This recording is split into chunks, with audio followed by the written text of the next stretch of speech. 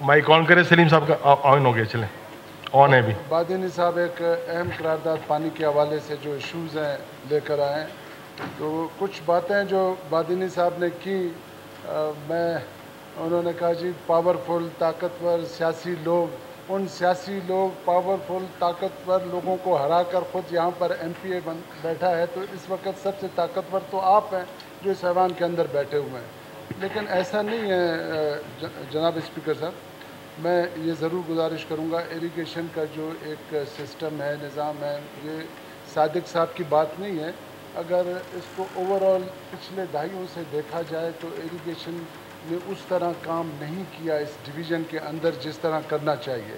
उसकी वजह से बहुत सारे इश्यूज़ भी हुए, जो बार बार जो फ्लड आते हैं 2010 में, 12 में, 22 में, उसमें कहीं ना कहीं ज़िम्मेदार इरिगेशन डिपार्टमेंट भी है।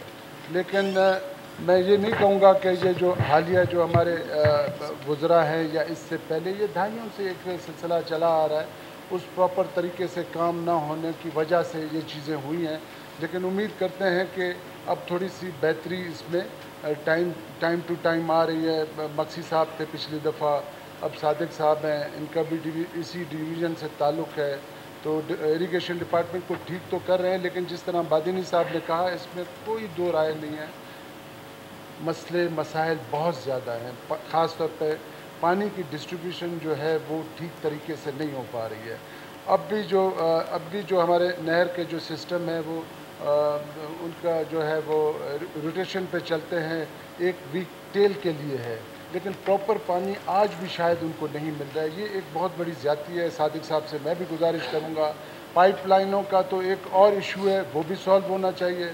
और मैं नहीं समझता हूँ कि किसी ने भी इसके अंदर कभी कोई मुदाखलत की हो। हम सब चाहते हैं कि लीगली जो पाइप हैं वो होने चाहिए, लेकिन जो पानी है ख़ास तौर पे टेल के ज़मींदारों को ना मिलना, ये मैं समझता हूँ कि कहीं ना कहीं इरिगेशन वाले शायद आज भी ज़्यादती कर रहे हैं। तो इस चीज़ को इनको देखना पड़ेगा बड़ी सीरियसली। और बाकी मैं उम्मीद रखता हूँ उमरानी साहब से, क्योंकि ये ख़ुद उस डिवीज़न से ताल्लुक़ रखते हैं। हालांकि पिछले दिनों इन्होंने इस पर एक्शन भी लिया और इनको बड़ी इससे सियासी तौर पे बहुत ज़्यादा मुखालफत भी इसको फेस करना पड़ा, लेकिन जो लीगल चीज़ था, जो डिपार्टमेंट को ठीक करने के लिए था, तो उन्होंने कोशिश किया। और मैं ये भी अप्रिशिएट करना चाहूँगा इरिगेशन डिपार्टमेंट को, PDMA को। इस दफ़ा ख़ास तौर पे जो एक फ्लड का सिचुएशन बना हुआ था ओवरऑल पाकिस्तान में, जिस तरह पंजाब में तबाही हुई, तो ये हमारे सिंध में भी और सिंध के साथ बलूचिस्तान में भी एक बहुत बड़ा प्रेशर बना हुआ था। लेकिन टाइमली CM साहब का मैं शुक्रगुजार हूँ, उन्होंने टाइमली PDMA को वहाँ भेजा। ये फर्स्ट टाइम PDMA किसी डिज़ास्टर से पहले वहाँ जाकर पहुँचा कि खुदा न खास्ता कोई इस तरह की सिचुएशन होती है तो उसको कम से कम किया जाए या इसको रोका जाए। तो मिशनरी वहाँ पर गए, इसी तरह इरिगेशन मिनिस्टर साहब खुद गए और डिपार्टमेंट के सेक्रेटरी साहब खुद वहाँ गए, एक हफ़्ता वहाँ पर स्टे किया। और PDMA के जो DG थे वो कोई 10-15 दिन उधर रहे, तो उन्होंने बड़ा बेहतरीन एक मैनेजमेंट वहाँ मैनेज किया हुआ था। सारी चीज़ें वहाँ पर मुहैया की हुई थी। ख़ास तौर पे मिशनरीज़, जब भी खुदा न खास्ता सैलाब की सिचुएशन बनती है तो हमारे पास कुछ भी नहीं होता था। इस दफ़ा सब चीज़ मौजूद थे, लेकिन अल्लाह का बड़ा करम हुआ, इंडस रिवर पे उस तरह का प्रेशर नहीं आया और यहाँ इस तरह की सिचुएशन नहीं बनी।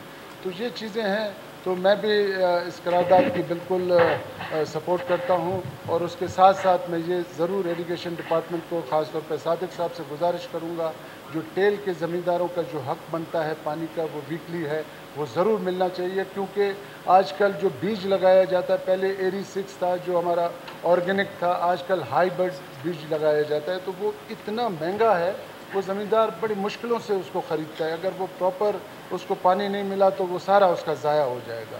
तो मुझे उम्मीद है क्योंकि सीनियर लोग बैठे हुए हैं तो इस मसले को थैंक यू। तारिक खान मक्सी साहब, माइक ऑन करें सर।